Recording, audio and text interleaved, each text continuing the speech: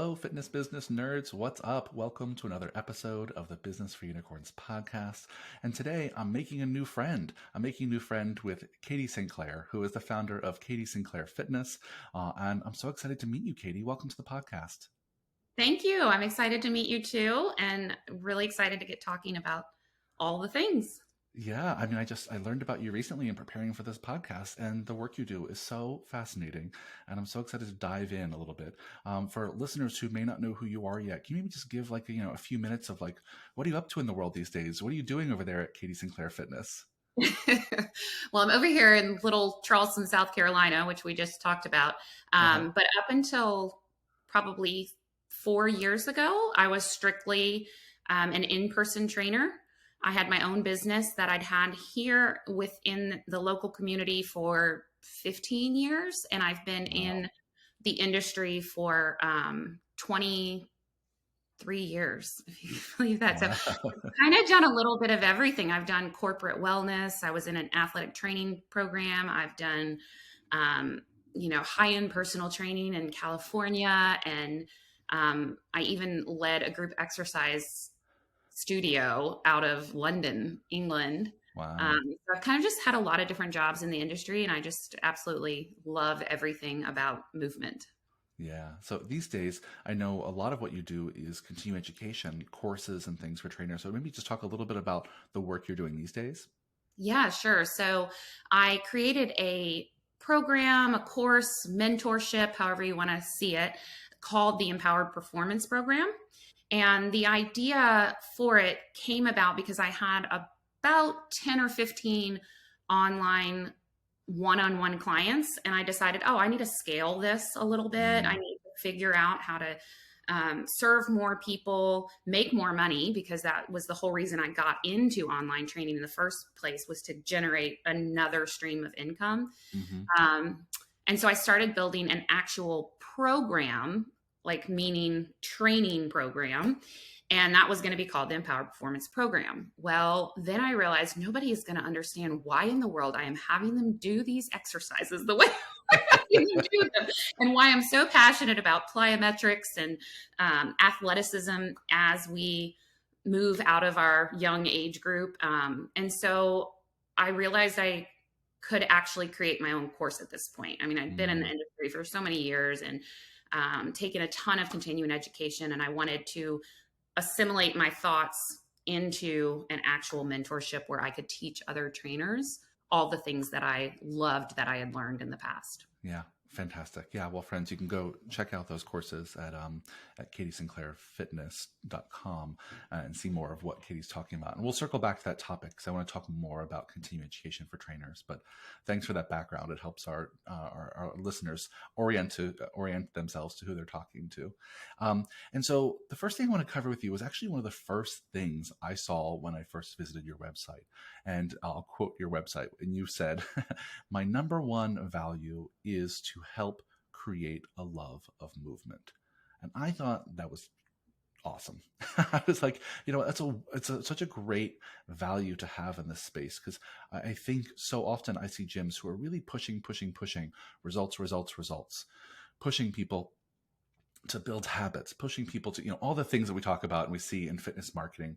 And the idea that you're bringing to this industry a number one value of helping create a love of movement, I thought was just a sentiment we don't hear enough. So maybe just, can you talk a little bit about where did that idea blossom from in you?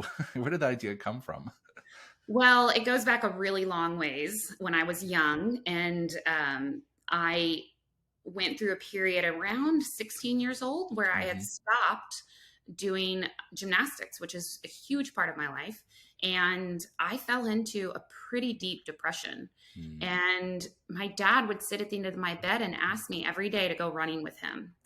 And I didn't understand then, of course, at 16, the connection between our physiology and our biology and our biochemistry and all these wonderful things. I didn't understand that running movement could help me feel better emotionally.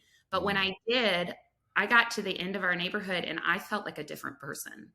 Yeah. And it was just eye-opening and life-changing, to the point where I realized that because of gymnastics, I had developed a love of movement, and I lost that movement and I lost myself. And so when I started, in this industry, and I have an undergrad degree in nutrition and exercise science, I knew that I had to be in a space where I could do that for other people. Mm. And I think sometimes, especially where I see the industry now, there's so much overcomplication of theories and research and ideas, which I'm guilty of too. And I want everybody to know the best information so they can provide the most amazing, session for their client. But I also want people to recognize that our role is actually to help somebody absolutely love every moment that they're with you and that they're moving, because if they do that, that creates an amazing amount of buy-in for the Mm. rest of their life. And health is based on our ability not just to continue to move because we're doing everything right, but to continue to move because it's just who we are and who we're Yeah. meant to be as humans. Yeah, beautifully said. Thank you for sharing that story about you and your father. Sure. I think it really just helps paint a picture of this connection that we really want to have as humans to our bodies, to moving, and how intertwined that is with our overall health and well-being, and how we can lose touch with that. Even someone who was a gymnast, I was a dancer growing up, not a Oh, dancer wow. anymore, Yeah. right? And you can lose touch with that part of yourself that is Mhm. connected to your body. And so maybe just if I can ask you a tactical question, which is, how do you help the people you work with create a love of movement? Because sometimes that, it's not necessarily what they're coming to you for, right? So how do you help instill that in clients who are maybe not asking for that? Yeah, that's a great question. So I'll paint a picture, but imagine somebody walks in the door and they're fearful from the moment they open that door. They Hmm. have to be. I mean, I'm nervous coming on a podcast and I've done a ton of podcasts, right? Just because Right. I've done it doesn't mean I'm not scared to have somebody stare at me for an hour. Hmm. So from the moment you greet someone, the way you smile at them, the fact that you're present for them, that is helping them to create a love of movement because they love that interaction. They love being with you. They love, Hmm. you're making them feel safe. They can be vulnerable. I mean, how many trainers do you ask? They're like, I feel like I'm a therapist. Yeah, all of them, all of them. Yeah. And it's like, you are a great trainer because of that quality, because you are able to allow your clients a safe space where they can be vulnerable and they want to be with you for 1, 2, 3, sometimes 4 hours a week. I don't Hmm. have that many people in my life that I want to spend 3 Yeah. times a week and trust them with my body. And so even though they don't know it, like I'm not like, well, you're here today and we're going to create a love of movement for you. Right. Exactly. I'm just trying to make sure above all that the experience that they're having is about them. So I need to be sharp enough in my brain about biomechanics, anatomy and physiology, and movement in general that I can keep that conversation going about how their grandkids are doing and where they went to dinner last night and what movie they're watching while I'm giving them a really solid workout that is doing their body justice so that they don't have injuries or they can get through any pain or irritations. And so to me, it's a combination of understanding these concepts well enough to be able to run a session Mm. while your other conscious brain is Yeah. allowing them to have fun. Does that make Yeah. sense? Yeah. Yeah. Well said. Yeah. I love that, that part of how you get people to love movement is get them to love the experience of being with you when they're working out, being present with them, creating a safe space for them to be vulnerable. I think it's a great thing. I might add one more thing to that, which is something we try to do at Mark Fisher Fitness a lot is also it's okay to make it fun sometimes, right? Not every movement needs to be 5 minutes of battle ropes, right? Like you know I Right. guess some people find that fun. I don't know who they are though, but that even actually finding movement that is enjoyable for them actually creates a love of movement as well. And I think too Yeah. often I see trainers who are just so hardcore all the time that if they're not leaving broken down and next to tears, they didn't get a good workout. And we know that that's just factually inaccurate.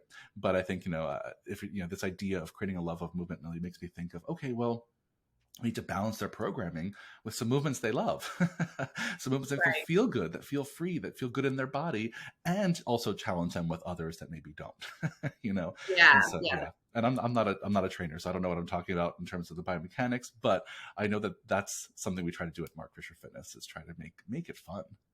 Right. I mean, that makes so much sense to me. Yeah. I think the days of slamming our bodies into the floor till we're exhausted and can't get up is just, Hmm. that's long gone. I It's think not we it. It's know not it. Yeah. that that's not going to create long-term lasting change. Yeah. You Well, know? let's switch topics, because I know, the bulk of the work you do these days is around continuing education for trainers, and it seems like you're doing a lot of work around biomechanics and things like that. But before we dive into any of the nitty gritty, I'd love to just hear from big picture perspective from someone who is now taking trainers through continuing education. How do you think trainers maybe listening to this podcast should think about their continuing education? Maybe the question better put is like, what's been your approach to continuing education as a trainer? Hmm. So for me personally, I went to a lot of Con Ed courses that were like a weekend course where I had to fly, get a hotel room, or drive, get a hotel room. Mm-hmm. It's very expensive.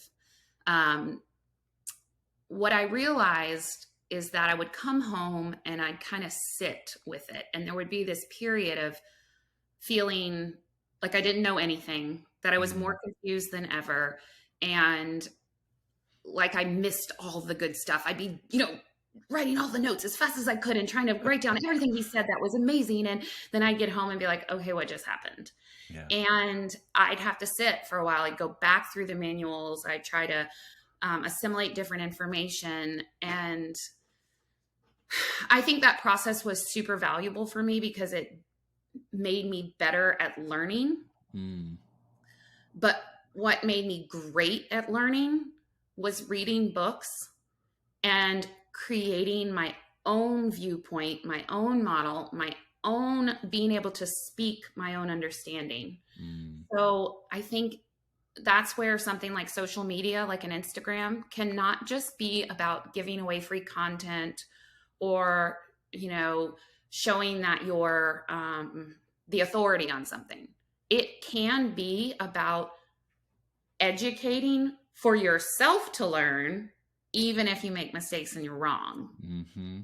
So for me, as a much older adult now than I was in my 20s, I'm 42, and I don't have the same insecurities that would have prevented me from doing that I did then and did when I started. It was terrifying to like put out content on social media Mm. that people have attacked me for, or been less than kind. Mm-hmm. And what I think people need to realize is that that's your platform, that's your social media. You get to do what you want with it, and if you use it to try to help people and to try to educate, you will learn so much in that process, and concepts will sink in so deep that they Mm-hmm. become unconsciously competent. If you want to, you just Yep. become an authority because your understanding grows as you share.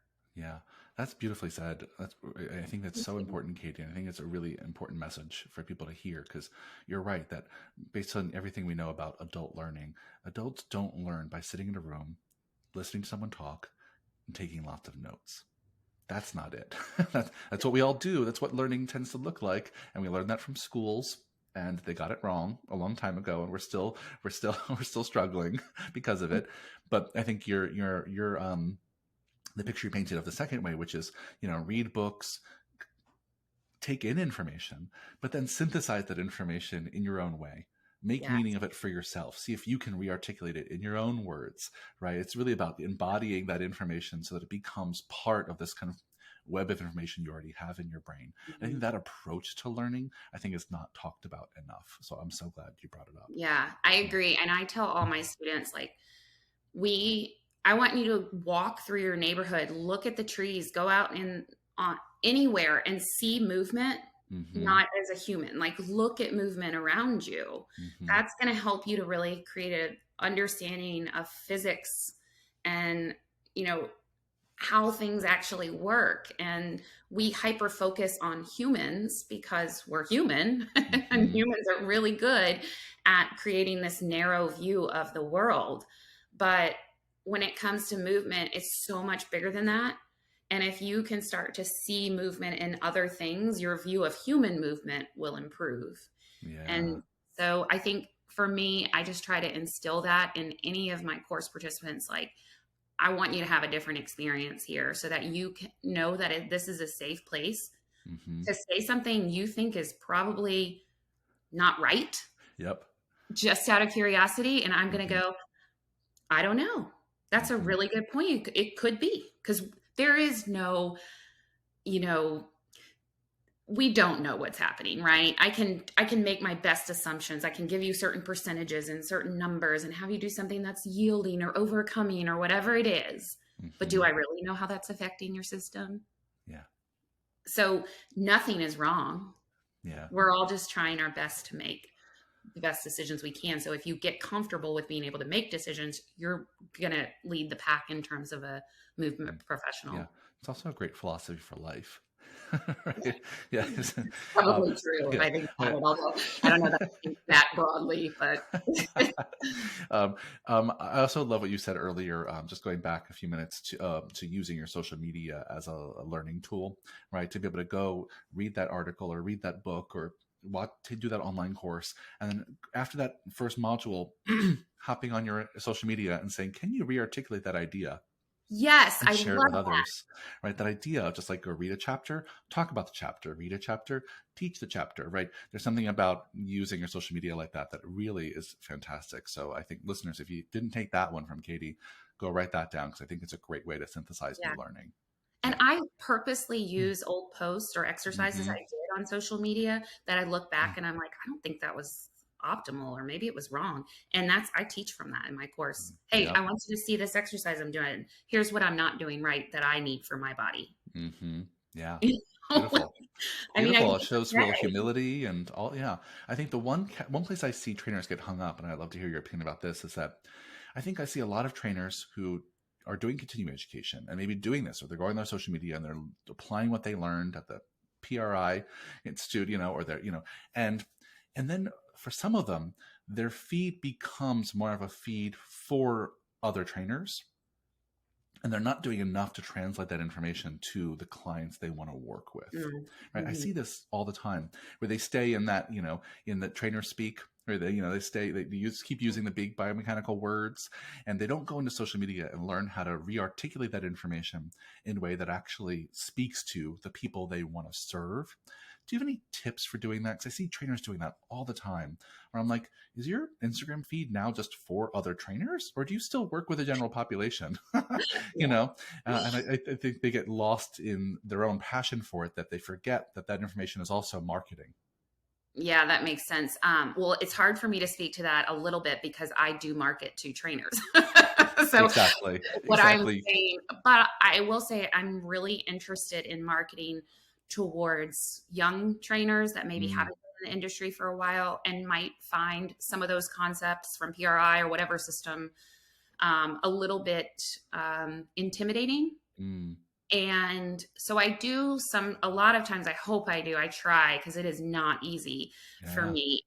But to make things a little bit simple and easy to hear, even though I'm talking about a complex Yep. system, just so This. I can get some of the new trainers that maybe don't feel like they're ready for a PRI course, but they might take my course and then go, "Oh, I can jump into this now. I feel like I've got a little bit of a handle on some of these concepts."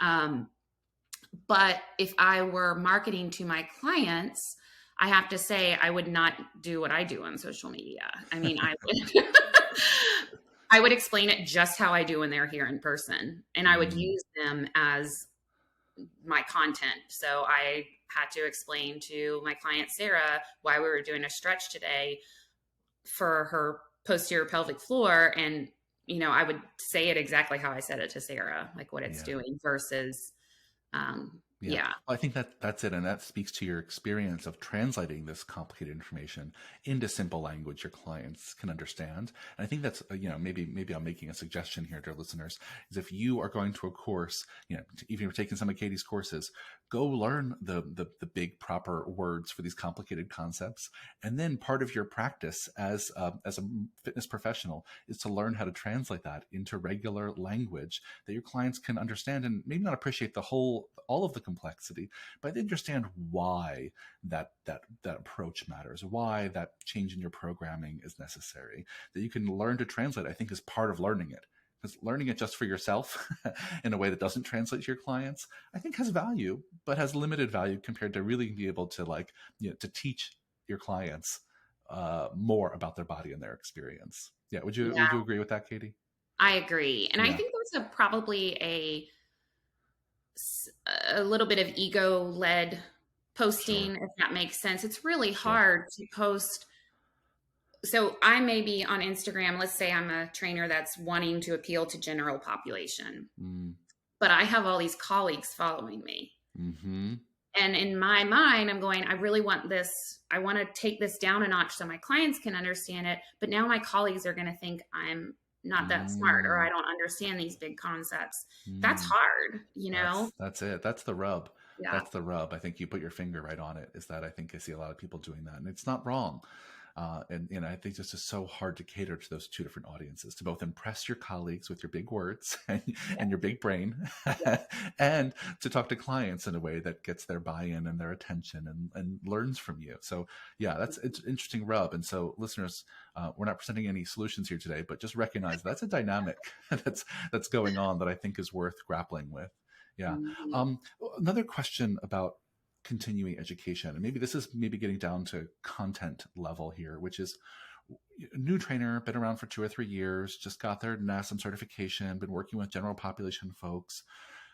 Can you talk a little bit about in those first few years of doing continuing education as a trainer, what are the most important things for them to start to learn next? So once they got the basics, they started working with clients. When you think from a content perspective, what does a trainer do to kind of line up the next few things they can learn? What would be on your priority list?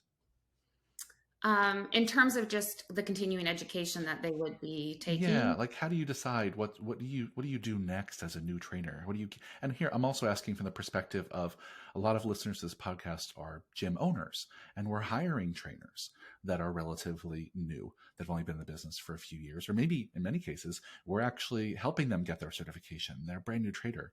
How do I figure out once they get past the basics and they can be effective in our gym working with clients, how do I think about the long term plan for their continuing education? What topics um, should they learn about first?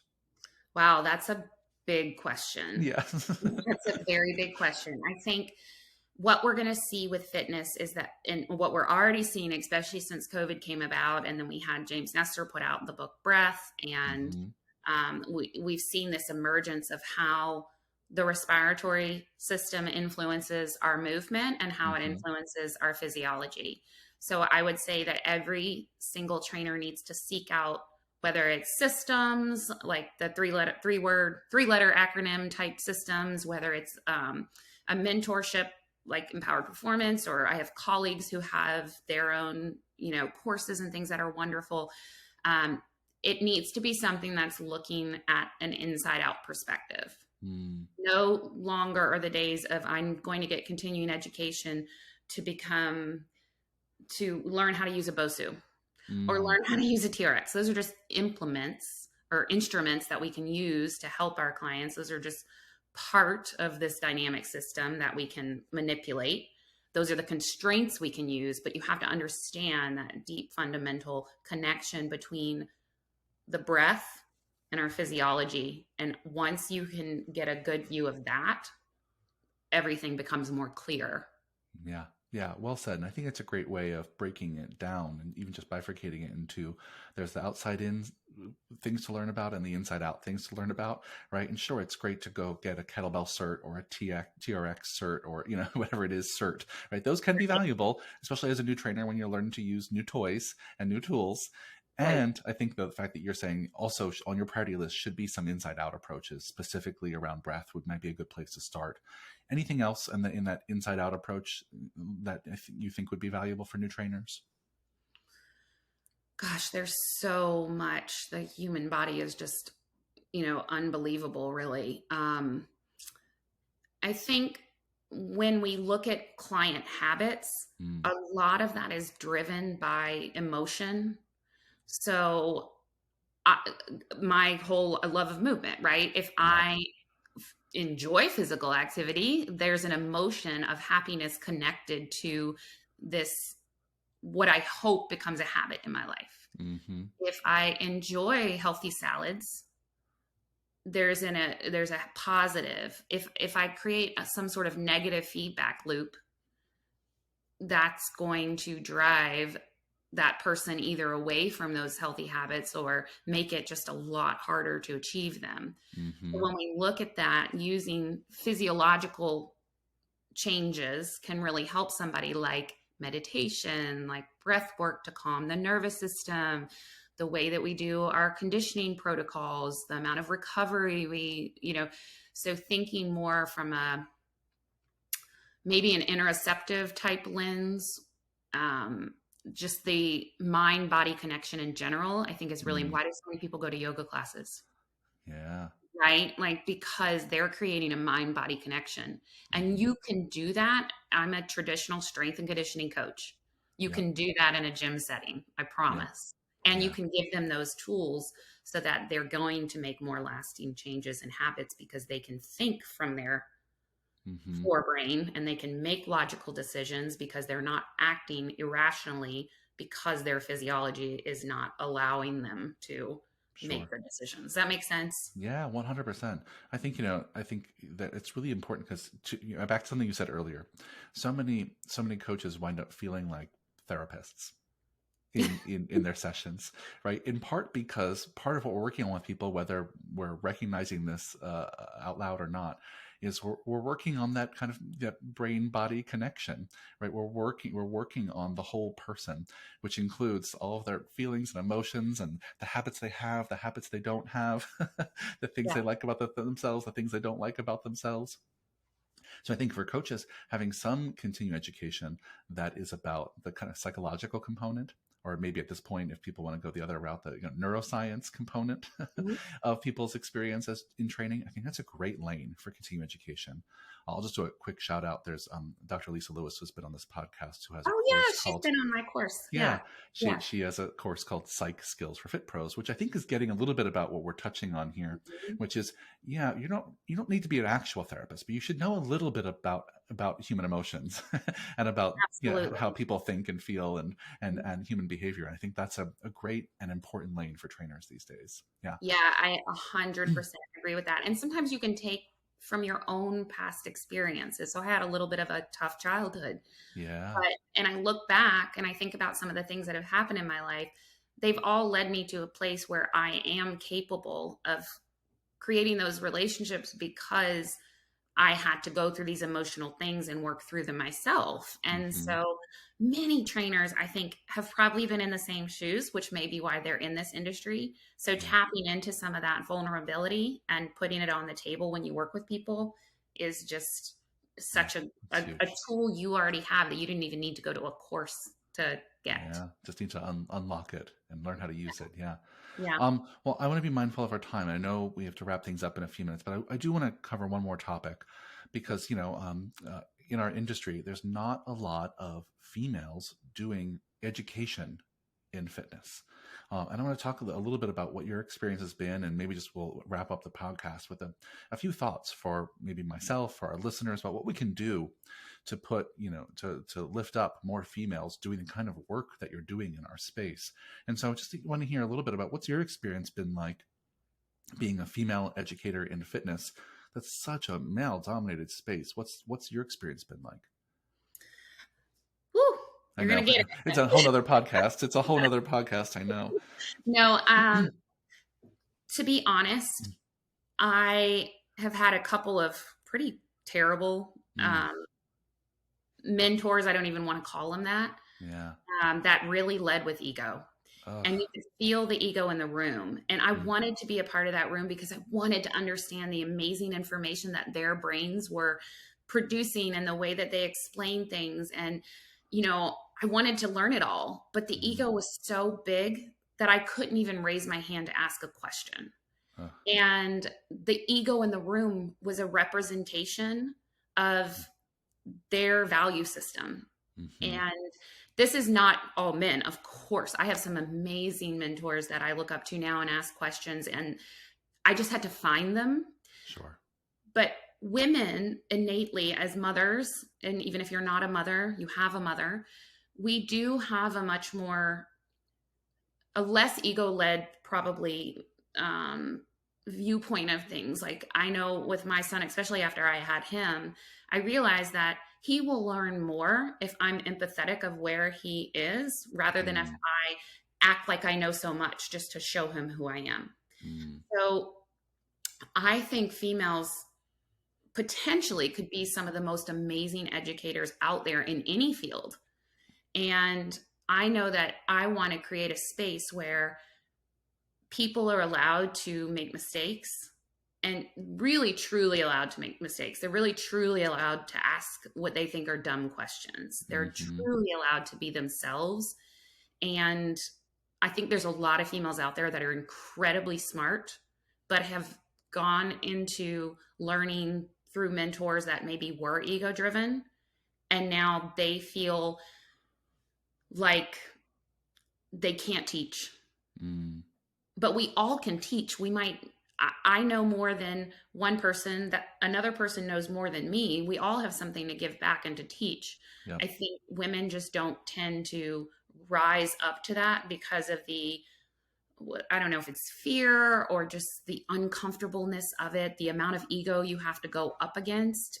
Yeah. Um, and so, I think the more we can support females in leadership, um, in all ways, is really important. Yeah. And just that, sense of self that, like, I can do this, I do Yeah. know something. Yeah, for sure. Oh, I'm so sorry you had those experiences, Katie, but I'm sure you're not alone. I'm sure there's, some listeners who can envision the kind of experience you had. And this industry has been, such a boys club. It's a young industry. And I think, many of them and many of the ones who, I'm newish to the industry. I've only been doing this for 10 years and I'm not a trainer. So I still feel a little bit like an outsider in this Yeah. space.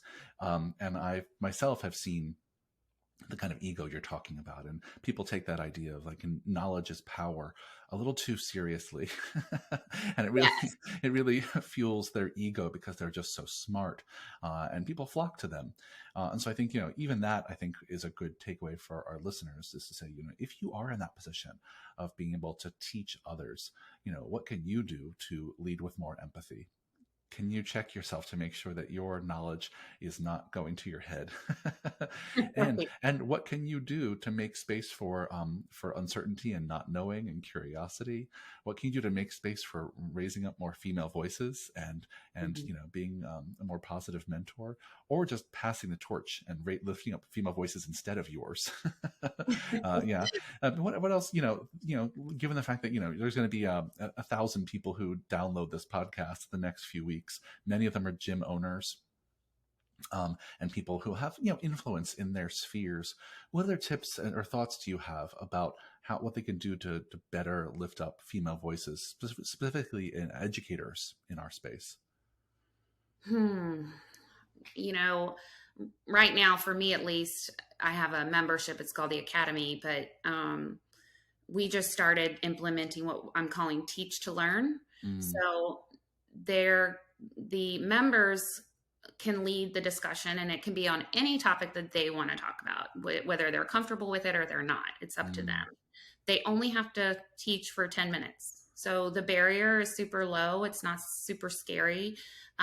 They know going in that it's a way for them to learn. It's not about that they're imparting the most magical, amazing wisdom on us. It's just that mhm. they're going to talk it out live in front of a compassionate group of people Amazing. that want them to rise up. And so creating opportunities where people get to be the voice that's heard, I think is really important. So Hmm.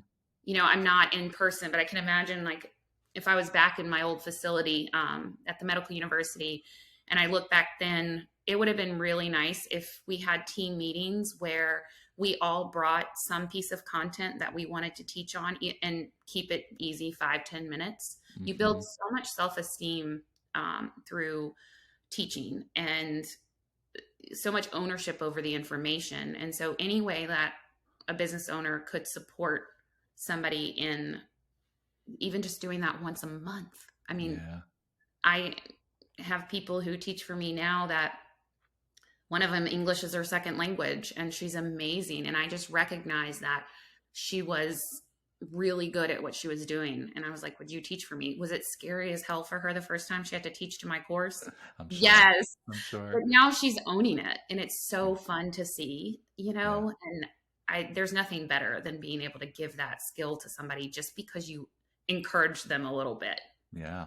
Well She was the said. one that was amazing, not me. I just Yeah. encouraged her to Yeah. like, you can do this, you know what I mean? Yeah. So Yeah, yeah. that's it. I think it's those kind of practical things that I'll speak to our listeners for a second. Dear listeners, many of you have the power to do that on a regular basis. You have the power to lift up and help groom females that work for you in your space, to get them to teach in team meetings. You have the ability to seek out female educators when you pay for continuing education for your team, and Yeah. encourage them to find female educators when you're doing that. You have the ability to recommend people to speak at conferences who are female educators, right? So a lot of people listening, you have the power to get more female voices heard in this space, and I want to encourage you to use it. So thank you for bringing that topic up today, Katie. I'm glad we got to talk about it a little bit. I mean, it's never enough, and I know this is all a work in progress, but every little bit helps. Every single person that that gets their voice heard matters, and so I'm glad you brought that up to share with us. Thank you. Yeah. um, let's wrap things up. I know we went over time, so I'm sorry, but I was just, Yeah. I was in it, and it's you really sparked my interest in a lot of areas, so thank you for that. For listeners who want to learn more about Katie Sinclair Fitness and you, where can they find you on the interwebs? Do you have anything coming up in by at the end of this will get released probably in the next few weeks? So by the end of this year, by the end of 2022, anything coming up at the end of the year, in the new year, you want to tell people about? The floor is yours. Sure. So you can find me on Instagram. I give away tons of content. It's Katie St. Clair Fitness. Great. So super easy. And on my website, I also post on YouTube long form videos so people can have an opportunity to learn actually instead of a 1 minute soundbite. And coming up in January, I'll have the 11th, I can't believe I'm going to say this, the 11th season of my course, Empowered Performance. Wow. So I would love to have people check that out. And if you're not ready for that, because it is a commitment, you have to learn with me for 12 weeks and you have to like me enough to want to do that. So I'm not quite sure about that. I have some standalone courses on the lumbopelvic region and on the scapular thoracic region. And you can find those on my website, and they're self-study. So you can go through it, take your time, and they're built that any person, even a Gen Pop client, could understand the content. So they kind of bridge that gap of understanding a little bit. And so all of those are always on sale, and EP starts the second week of January, but I'll be selling it probably in about a month. Yeah. Fantastic. Thank you so much for that, Katie. Thanks for the conversation today. Listeners, Thank go you. check out all of that content. I'm such a big fan. I'm so glad I got to know you a little bit today, Katie. Thank you. Yeah, me Um, too. and listeners, if you like this podcast, if you like this episode, please leave us a review. Let us know that you liked it. You can also shoot me an email, michael@businessforunicorns.com. Let me know if there's some other guests you want me to talk to or another topic you'd like me to cover. Thanks again, Katie. This was a blast. I Thank hope you to have so you much. back. We'll talk again soon. Okay, talk soon.